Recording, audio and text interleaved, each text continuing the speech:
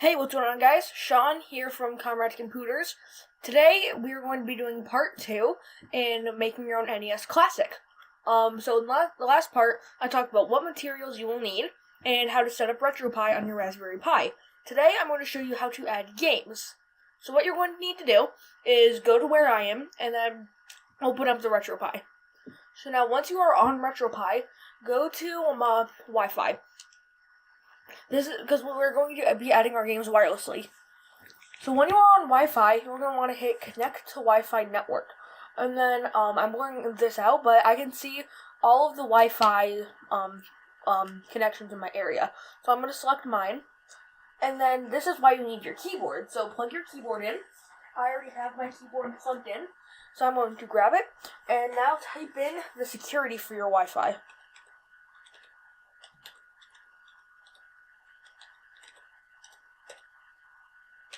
Okay, I typed it in. So now I'm going to press enter. Connecting.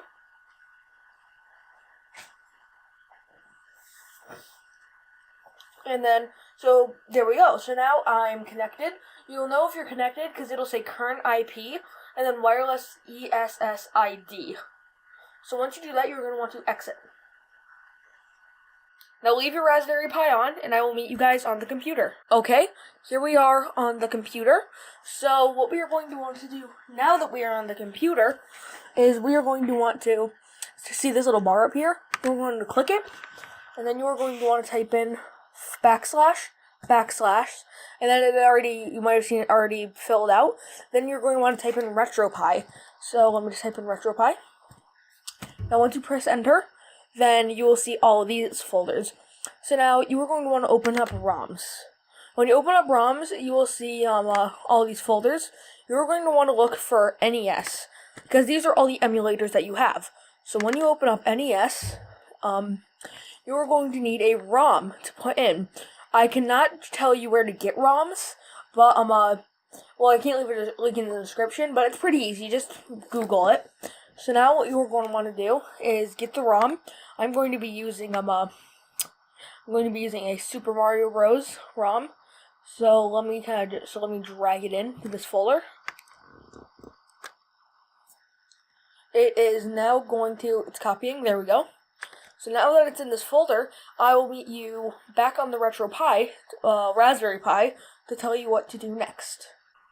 Okay, so now that we are back on our Raspberry Pi, what we are going to want to do is you're going to want to hit start, then go to quit. Then you're going to hit restart emulation station. Really restart? Yes.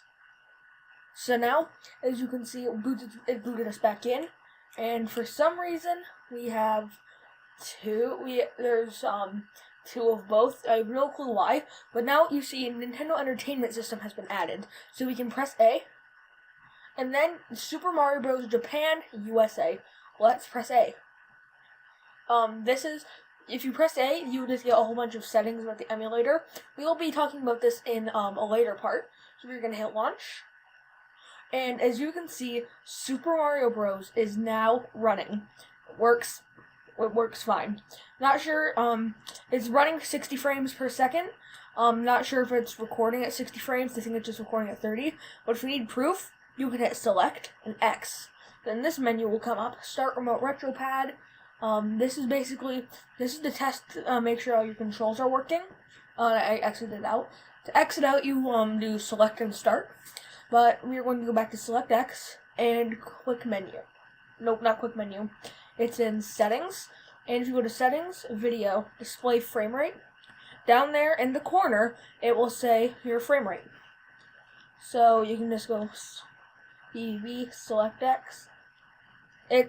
It'll get kind of, sometimes it won't close, and I have no clue why it's not closing.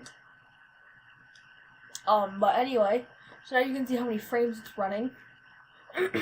So this is basically, and if you want to add more games, you can just do the exact same method. This will work for any game. And yeah, so you can also do things like shaders. I'll teach you how to do. I won't just teach you how to do shaders. I'll teach you how to Okay, seriously, why won't this? This normally doesn't happen. I think just RetroArch is glitching. If you hit quit, then it just rings back out. But this is basically how you do it. Don't know why this is happening. And there's two. Won't let me select either of them. But thank you for watching this video. The next part will be out very soon.